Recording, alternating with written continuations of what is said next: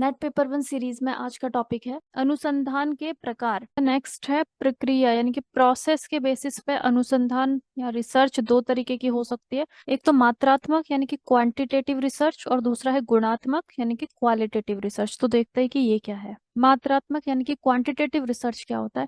इसमें हम जो भी रिसर्च करते हैं उसमें डेटा हम इकट्ठा करते हैं, डेटा एकत्रित करता है जो रिसर्चर होता है। और उस डेटा को जितने भी जो भी ऑब्जर्वेशंस थी, यानी कि जितना भी जो भी अवलोकन उसने डेटा इकट्ठा किया, उसको एक संख्यात्मक रूप में न्यूमेरिकल फॉर्म में कन्वर्ट कर दिया जाता है। देखो, एक न्यूमेरिकल एक नंबर आ जाएगा उससे रिलेटेड जो भी हमने डेटा हमें मिला है। फिर उस पे हम स्टैट लगा सकते हैं, सांख्यिकीय गणना उसकी कर सकते हैं, स्टैटिकल उसके कैलकुलेशंस किया जा सकता है। तो फॉर एग्जाम्पल अब से हम इसको समझ लेते हैं। जैसे कि कोई हॉस्पिटल है और उसे ये देखना है, हॉस्पिटल ये जानना चाहता है कि हॉस्पिटल जो है उसका संचालन कितना प्रभावी है, कितने अच्छे से वो हॉस्पिटल फंक्शन कर रहा है। जैसे कि कोई गवर्नमेंट हॉस्पिटल है और उस पे हमें अध्ययन करना है कि वहां पे अच्छे से जो मरीज है उनका इलाज अच्छे से हो रहा है या नहीं हो रहा है। तो इसका हमें इसका रिसर्च करना है, इस पे एक मात्रात्मक अध्ययन यानी कि क्वांटिटेटिव रिसर्च इस पर करनी है। ठीक है, तो इसके लिए दो तरीके से डेटा है वो इकट्ठा करा जाता है। एक तो डॉक्टर्स का डेटा और दूसरा जो मरीज है उनका डेटा इकट्ठा करेंगे। अब ये एक तरीके का सर्वे टाइप का ही रिसर्च होगा यहाँ पे कि किस तरीके से काम कर रहा है। इसमें जो डॉक्टर्स हैं उनसे कुछ सवाल पूछे जाएंगे और जो मरीज हैं उनसे कुछ सवाल पूछे जाते हैं। अब इसमें अलग अलग क्वेश्चंस होंगे, जैसे कि फॉर एग्जाम्पल जो मरीज है या जो बीमार इंसान है उसके लिए डॉक्टर कितना समय देता है, एक इंसान के लिए एक डॉक्टर कितना टाइम दे रहा है। उसमें उनको कुछ विकल्प दे दिए जाएंगे, जैसे कि 10 मिनट से कम का वक्त मिल रहा है, या फिर 10 से 30 मिनट, या फिर 30 से 50 मिनट, या फिर 50 मिनट। ये क्या किया यहाँ पे, हमने एक मात्रा यानी कि एक क्वांटिटी निर्धारित कर ली यहाँ पे। तो जो हमें रिजल्ट मिलेगा, ये वाला जो हमने क्वेश्चनियर तैयार किया, इस पे हमको रिजल्ट मिलेगा। अलग अलग हम मरीजों से जाके पूछ सकते हैं या फिर पूरा एक डेटा खुद ही इकट्ठा करेंगे कि 10 मिनट से कम कितने मरीजों को 10 मिनट से कम का वक्त दिया है, जैसे कि 5 मरीज। फिर 10 से 30 मिनट का वक्त कितने मरीजों को मिला, जैसे कि 10 जो पेशेंट थे उनको 10 से 30 मिनट का वक्त मिला। तो हमारे पास में क्वांटिटी आ चुकी है यहाँ पे, 5 मिनट, 10 मिनट। ठीक है, जैसे कि सर्वेस, बहुत बार क्या होता है हम कहीं से कुछ खरीदते हैं सपोज, तो वो हमें एक सर्वे के लिए नंबर्स देते हैं, 1 2 3 4 5, आप रेटिंग दो इस पे। तो हम उनको रेटिंग देते हैं, अगर हमें अच्छी सर्विस मिलती है हम 4 रेटिंग देंगे या 5 रेटिंग देंगे, खराब सर्विस मिलती है तो 1 रेटिंग देंगे। तो यहाँ पे क्या है, एक नंबर है, उस नंबर से फिर एनालिसिस किया जा सकता है कि सर्विस है कैसी। ठीक है, तो इसे ही हम क्या कहते हैं, क्वांटिटेटिव रिसर्च। तो क्वांटिटेटिव रिसर्च मतलब जहाँ पे हमारे पास में एक क्वांटिटी है, एक मात्रा है, एक नंबर है हमारे पास में। ठीक है, तो इस तरीके से ये रिसर्च होगा। तो इसमें पहला तो क्वेश्चनियर हमने यही देख लिया कि मरीज के लिए डॉक्टर ने समय कितना निकाला। दूसरा, मरीज कितनी बार अस्पताल में आता है, हॉस्पिटल कितनी बार आता है, वो एक बार आ रहा है, 2 से 4 बार आ रहा है, 4 से 8 बार, 8 बार, ऐसे हमने अलग अलग निकाल लिए यहाँ पे ऑप्शंस। फिर जो जो रोगी है या जो पेशेंट है वो कितना संतुष्ट है, उससे हम पूछेंगे, उसको हम 1 2 3 4 5 की रेटिंग देने के लिए बोलेंगे। वो बताएगा कि डॉक्टर्स की सर्विसेज से वो कितना संतुष्ट है। उसका अच्छे से इलाज होगा तो वो 5 रेटिंग देगा, उसका खराब से हुआ होगा तो वो 1 रेटिंग देगा। तो यहाँ पे हमारे पास में अलग अलग जो हमारे क्वेश्चंस हैं उनके लिए हमारे पास एक नंबर आ जाता है, और फिर उसके बेसिस पे हम एक अपना रिजल्ट दे सकते हैं कि जो हॉस्पिटल है उसमें डॉक्टर्स कैसा काम कर रहे हैं, और वो हॉस्पिटल सही तरीके से संचालित हो रहा है या नहीं हो रहा है। तो इसे हम कहते हैं क्वांटिटेटिव रिसर्च या फिर मात्रात्मक अध्ययन। अब दूसरा है गुणात्मक रिसर्च यानी कि क्वालिटेटिव अध्ययन। यहाँ पे ये स्टार्ट होता है अवलोकन यानी कि ऑब्जर्वेशन से ये स्टार्ट होगा। पहले हम ऑब्जर्व करेंगे चीजों को, फिर एक सिद्धांत बनेगा यानी कि एक थ्योरी बनती है, लास्ट में यहाँ पे थ्योरी बनेगी एक। ठीक है, इसमें हम नंबर्स वगैरह नहीं दे रहे, कोई रेटिंग वगैरह हम नहीं दे रहे हैं, इसमें एक पैटर्न उभर के आता है। इसे हम देखते हैं एग्जाम्पल से। तो सबसे पहले तो डेटा का संग्रह किया जाएगा, जो ऑब्जर्वेशंस हैं। जैसे कि फॉर एग्जाम्पल हमें देखना है कि जो दवाइयाँ हैं, मार्केट में बहुत तरीके की दवाइयाँ मिलती है, कुछ महंगी दवाइयाँ भी होती है और कुछ सस्ती दवाइयाँ भी होती हैं, कुछ दवाइयाँ ज्यादा अच्छे से काम नहीं करती हैं। तो हमें देखना है कि जो सस्ती दवाइयाँ मिलती है मार्केट में ये असरदार है भी कि नहीं है। तो हमने यहाँ पे क्या किया, सस्ती दवाएं जैसे कि A और B, उसे यूज करके देखा, और हमें पता चला कि ये जो मेडिसिन थी A एंड B, जो कि सस्ती दवाइयां हैं, ये दुष्प्रभाव करती हैं, साइड इफेक्ट्स होते हैं इसके। उसके बाद फिर हमने और ऑब्जर्वेशंस किया, हमने फिर पहले तो हमने डेटा कलेक्ट किया, फिर हम पैटर्न को पहचानने की कोशिश करें, मतलब और भी दवाइयों पे हमने असर देखा, A B C D, बहुत सारी दवाइयां हमने देखी, और हमें पता चला कि इन सबके दुष्प्रभाव ज्यादा हो रहे हैं। बहुत सारी सस्ती चीजें मिल जाती है जैसे कॉस्मेटिक्स के नाम पे या कैसे भी, तो उन सबके क्या हो रहे हैं, दुष्प्रभाव हो रहे हैं। तो फिर हमने एक सिद्धांत यहाँ पे विकसित किया। हमने सिद्धांत का मतलब कि हमारा रिजल्ट क्या था, कंक्लूजन हमने क्या निकाला, कि जितनी भी सस्ती दवाइयाँ होती हैं उनके दुष्प्रभाव होते हैं। तो यहाँ पे हमारे पास कोई रेटिंग नहीं दी हमने, कोई नंबर हमने नहीं दिया कि जो जो मेडिसिन हमने यूज किए A B C D, की इसने ये कितना खराब है या फिर ये कितना खराब है 1 2 3 में, ऐसे हमने कोई भी रेटिंग वगैरह नहीं दी। ये रेटिंग्स वगैरह देने का काम या फिर नंबर न्यूमेरिकल फॉर्म में, क्वांटिटी के फॉर्म में जो रिसर्च करी जाती है वो होती है क्वांटिटेटिव रिसर्च यहाँ पे। लेकिन हम सिर्फ क्वालिटी हम देख रहे हैं यहाँ पे। हमने सिर्फ ये पता किया कि जितनी भी दवाइयां हमने देखी, जो सस्ती दवाइयां हैं, वो उन सब से दुष्प्रभाव हो रहे हैं। तो हमने कंक्लूजन निकाला, हमारा जो थ्योरी है, सिद्धांत हमने ये विकसित किया कि हमारे जितनी भी सस्ती दवाइयां होती हैं उसके दुष्प्रभाव होते हैं। तो ये आ जाता है हमारा गुणात्मक रिसर्च यानी कि क्वालिटेटिव रिसर्च। तो इसमें एक पैटर्न उभर के आ जाता है। बहुत सारी ऑब्जर्वेशंस हम करते हैं, बहुत सारा डेटा हम लेते हैं, अलग अलग चीजों पर टेस्ट करके हम देखते हैं, और उसके बाद हमारी थ्योरी यहाँ पे निकल के आती है सामने। तो जो क्वालिटेटिव रिसर्च है, गुणात्मक अनुसंधान जो है, उसके लिए अलग अलग तरीके हैं, मेथड्स हैं करने के। जैसे कि इसमें आता है एथनोग्राफी यानी कि नृवंश विज्ञान इसको कहा जाता है। देन आता है फेनोमेनोलॉजी, नैरेटिव इंक्वायरी करते हैं इसमें, वर्णनात्मक अध्ययन डिस्क्रिप्टिव स्टडी करी जाती है, ग्राउंडेड थ्योरी के तरीके से भी किया जाता है इसे, क्रियात्मक अनुसंधान एक्शन रिसर्च आता है इसमें, केस स्टडीज करी जाती हैं। तो इसे हम देखते हैं कि ये सब किस तरीके से करे जाते हैं। तो पहला तो है इन डेप्थ इंटरव्यू यानी कि गहन साक्षात्कार करा जाता है इसमें। यानी कि जो शोध करता है, रिसर्चर है, उसको किसी चीज पे रिसर्च करनी है। क्वालिटेटिव रिसर्च की बात हो रही है यहाँ पे, गुणात्मक अनुसंधान की बात यहाँ पे करी जा रही है। तो उसे कुछ पता करना है, जैसे शोध करना है उसको, ठीक है। तो पहले वो क्या करेगा, एक साक्षात्कार वो कर सकता है, पहला तरीका इन डेप्थ इंटरव्यू। तो यहाँ पे 1 1 to 1 साक्षात्कार होता है, मतलब कि एक एक इंसान से अलग अलग पूछा जाएगा। फॉर एग्जाम्पल से हम समझते हैं, जैसे कि स्कूल पे सर्वे करना है। स्कूल है हमारे पास में A B C 3 तरीके के स्कूल्स हैं, और ये पता करना है कि जो किसी भी एरिया में रहने वाले जो लोग हैं वो कौन से स्कूल को प्रिफर कर रहे हैं, स्कूल A B या C, इस पे रिसर्च करनी कि कौन सा स्कूल अच्छा है।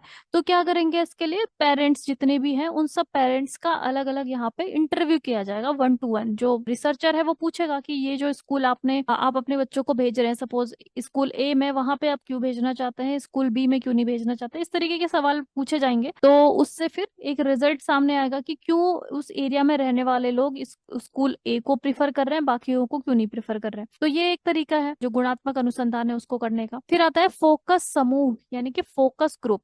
अब इसमें क्या होता है कि डिस्कस करा जाता है किसी भी चीज से रिलेटेड, अगर शोध करना है या जानकारी निकालनी है।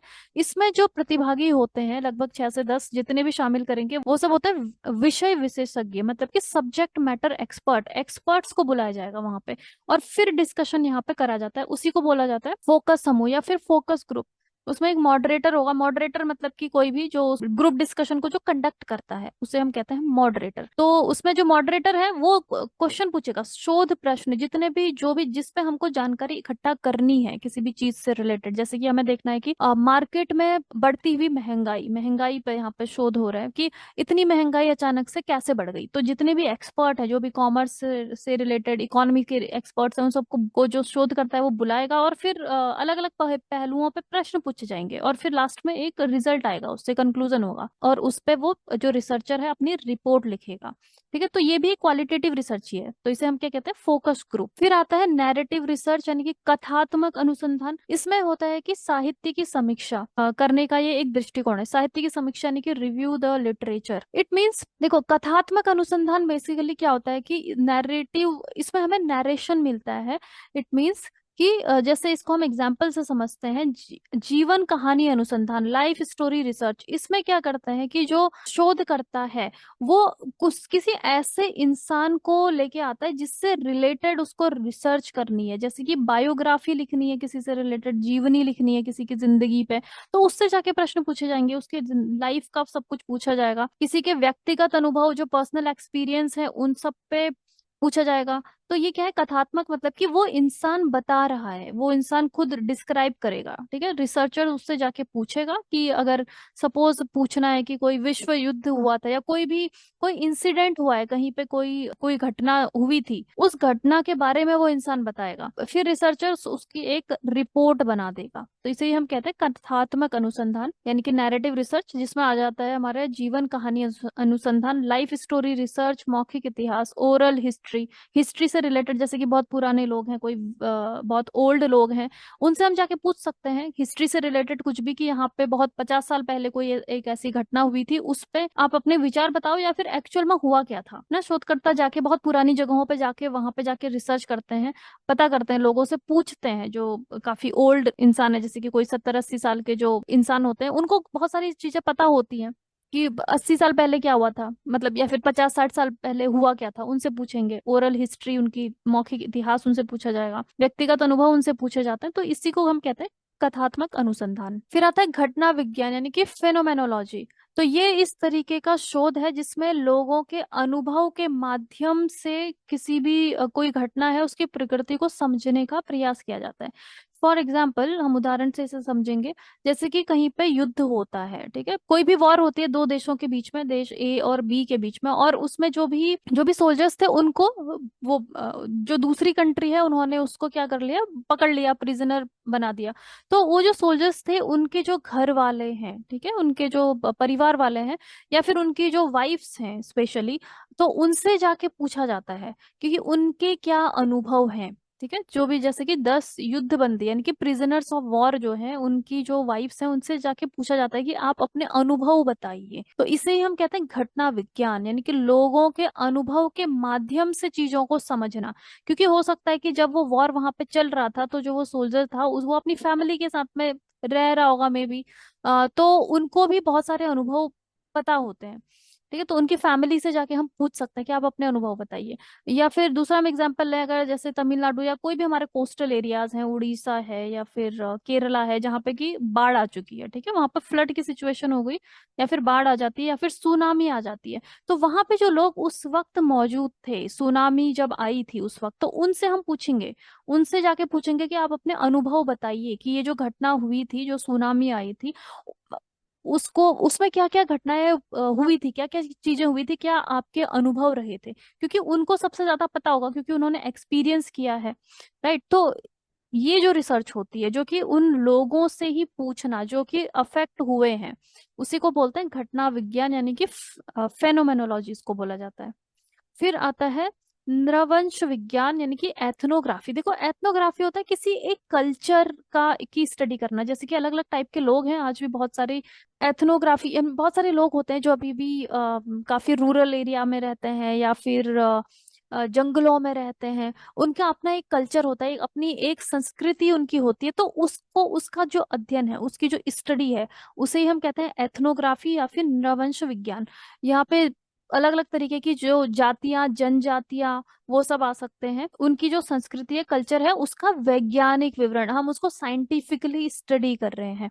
तो इसमें क्या होता है कि जो शोध करता है, ठीक है, जो रिसर्चर है, वो जाएगा और उनके बीच में जाके रहेगा, और फिर उसको समझने की कोशिश करेगा कि ये जो लोग हैं वो कैसे रहते हैं, क्या उनके हैबिट्स हैं, क्या उनका लाइफ स्टाइल है, क्या उनका सोच है। इन सब पे वो अध्ययन करता है और फिर अपनी रिपोर्ट उसमें लिख के उसको पब्लिश करेगा। तो इसे हम कहते हैं नृवंश विज्ञान। तो ये भी क्वालिटेटिव रिसर्च का ही एक पार्ट है। इसके बाद आता है केस स्टडी रिसर्च। यहाँ पे केस स्टडी में क्या होता है कि कोई एक स्पेसिफिक केस को हम ले लेते हैं। फॉर एग्जाम्पल, अगर हम देखें, जैसे कि अगर मेडिकल फील्ड में, चिकित्सा में, कोई एक स्पेशल इंसान है, व्यक्तिगत रोगी है, कोई एक इंसान है, उसको कोई स्पेशल डिजीज है, ठीक है, कोई एक बीमारी है उसको, तो सिर्फ उस पे ही स्टडी करेगा, जो शोध करता है, जो रिसर्चर है, उसी पे स्टडी करेगा। उस डिजीज से रिलेटेड बाकी के लोगों पे, बाकी के लोगों को भी वो डिजीज है या नहीं है, उन पे कोई रिसर्च नहीं होगी, सिर्फ एक इंसान पे ही रिसर्च होती है, जब तक वो सही नहीं हो जाता है, या फिर जितनी भी उसको दवाइयां दी जा रही हैं, उन सब पे वो पूरा एक अच्छी स्टडी करता है। तो इसे हम बोलते हैं केस स्टडी रिसर्च। जो एक चीज पे ही, एक व्यक्तिगत कोई किसी एक इंसान पे या फिर किसी एक इंस्टीट्यूट पे एक ही चीज पे वो कॉन्सेंट्रेटेड होता है। तो दूसरा एग्जांपल अगर हम लें इसका, व्यवसाय में या बिजनेस में किसी एक विशेष फर्म की राजनीति, जैसे कि कोई इकोनॉमी से रिलेटेड रिसर्च करनी है किसी को, तो उसमें केस स्टडी क्या होगा कि कोई एक बिजनेस है, कोई कंपनी है, किसी एक कंपनी को ले लिया उसने, कंपनी ए, और अब इसी कंपनी पे पूरी रिसर्च करी कि इसकी क्या क्या पॉलिसीज हैं, किस तरीके से इसने एक छोटे से फर्म से लेके एक बहुत बड़ा एम्पायर अपना डेवलप कर लिया है। पूरा का पूरा स्टडी उसी से रिलेटेड होगा। ठीक है, तो इसे हम कहते हैं केस स्टडी। और एक और एग्जाम्पल अगर हम इसका देखें, तो जैसे राजनीति में हमें देखना है, राजनीति में जैसे कि कोई एक घटना हो गई थी, कोई भी एक घटना हो गई है राजनीति में, तो उस सिर्फ उसी घटना से रिलेटेड चीजों का अवलोकन करना, बस उसी के इर्द गिर्द कि वो क्यों हुआ, उसके क्या क्या कारक थे। जैसे कि हम देख सकते हैं 1857 की क्रांति होती है, ठीक है, 1857 का रिवॉल्यूशन जो होता है, बस उसी घटना पे हम पढ़ेंगे, बाकी हमारी हिस्ट्री में क्या हुआ था क्या नहीं हुआ था उन सबको छोड़ देंगे, इसी पे हमारा फोकस रहेगा। इसको हम अपना केस स्टडी बना लेंगे कि ये स्टार्ट कैसे हुआ, इसमें कौन कौन से लोगों का इन्वॉल्वमेंट था, और कैसे पूरा का पूरा जो भी घटनाएं हुई थी वो किस तरीके से हुई थी, तो इसे हम बोलते हैं केस स्टडी। या फिर विश्व युद्ध हम ले लेते हैं, वर्ल्ड वॉर, जैसे कि हमने ले लिया वर्ल्ड वॉर 2, जो विश्व युद्ध दूसरा जो हुआ था, ठीक है, बस उसी पे हम फोकस करेंगे अपना, उसके सारे कारण जानेंगे, जो भी चीजें रिसर्चर को पता करनी है। तो ये होता है केस स्टडी, जो एक ही चीज से रिलेटेड किसी एक विशेष मामले का गहन अध्ययन होता है, उसी पे हम विस्तृत शोध करते हैं, तो that is called case study research. फिर आता है विषय वस्तु विश्लेषण, यानी कि कंटेंट एनालिसिस। अब कंटेंट एनालिसिस इस तरीके का आपने पोस्ट वगैरह देखा होगा सोशल मीडिया पे या कहीं पे भी, तो इसमें क्या क्या चीजें होती है, इसमें जो कंटेंट है इसमें आपको कुछ टेक्स्ट दिखाई देगा, जो लिखी हुई जो चीजें हैं, जैसे कि कोई नोकिया कंपनी है, उसने अपना कुछ नया लॉन्च किया है फोन वगैरह, उसमें कुछ टेक्स्ट है, और उसमें कुछ दृश्य, यानी कि आपको ये जो दिख रही है इमेजेस वगैरह दिख रही हैं, या फिर मल्टी मॉडल टेक्स्ट, अलग अलग तरीके का कुछ भी टेक्स्ट उन्होंने यहाँ पे दे दिया है, इसकी स्टडी करना, इसे हम बोलते हैं कंटेंट एनालिसिस। जितना भी कंटेंट है, क्योंकि आज के टाइम पर बहुत सारा कंटेंट अवेलेबल है, तो ऐसे भी रिसर्चर्स होते हैं, शोधकर्ता होते हैं, जो कि उस पर रिसर्च करते हैं, वो देखते हैं कंटेंट का एनालिसिस करते हैं, तो इसे ही हम बोलते हैं विषय वस्तु विश्लेषण। इसमें जैसे कोई कंपनी है, वो एनालिसिस करवाना चाहती है कि कंपनी ने कुछ नया प्रोडक्ट लॉन्च कर दिया, जैसे कि इसी का हम देखते हैं, अब इसने प्रोडक्ट लॉन्च किया, इसके फीचर्स वगैरह बता दिए कि ये कितने का है और इसके क्या क्या फीचर्स हैं। अब उस पे वो देखना चाहेगा कि लोगों की क्या प्रतिक्रिया क्या है, ठीक है, लोगों का क्या रिस्पॉन्स क्या है उस पे, तो उससे वो अपनी फिर स्ट्रैटेजी बना सकते हैं आगे, कि हमें और इसमें किस तरीके से हमें इस पे काम करना चाहिए कि हमारा प्रोडक्ट इफेक्टिव हो।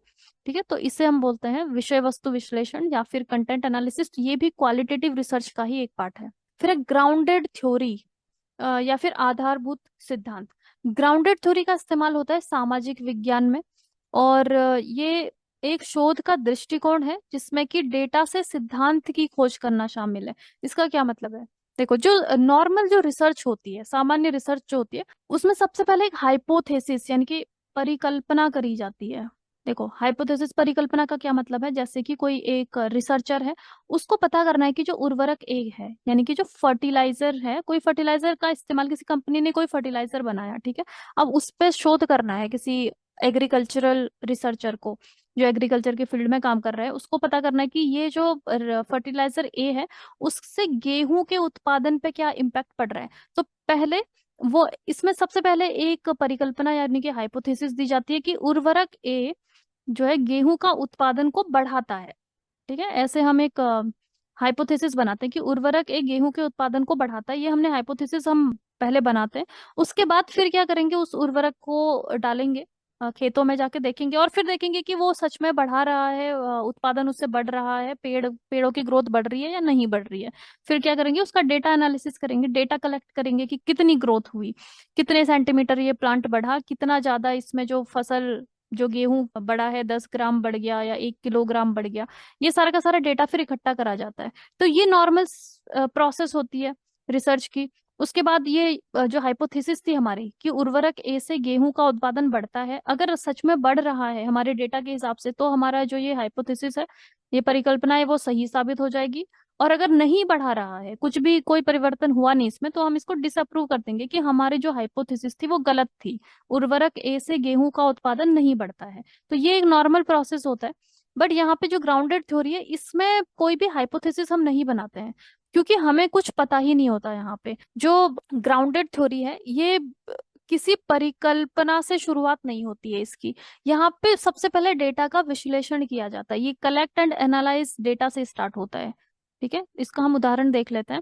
जैसे कि फॉर एग्जाम्पल कोई कंपनी है, ठीक है, उस कंपनी में उच्च क्षय दर देखने को मिल रहा है। इट मीन्स कि हाई एट्रिशन रेट, मतलब कि वो जो कंपनी है उसमें जो लोग काम करते थे, जो इम्प्लॉयज थे, वो कंपनी को छोड़ के जा रहे हैं। ठीक है, बहुत सारे लोगों ने छोड़ दिया, जो भी वहां के वर्कर्स वगैरह थे। तो कंपनी को ये जानना है कि क्यों जो वर्कर्स हैं वो क्यों छोड़ के जा रहे हैं कंपनी।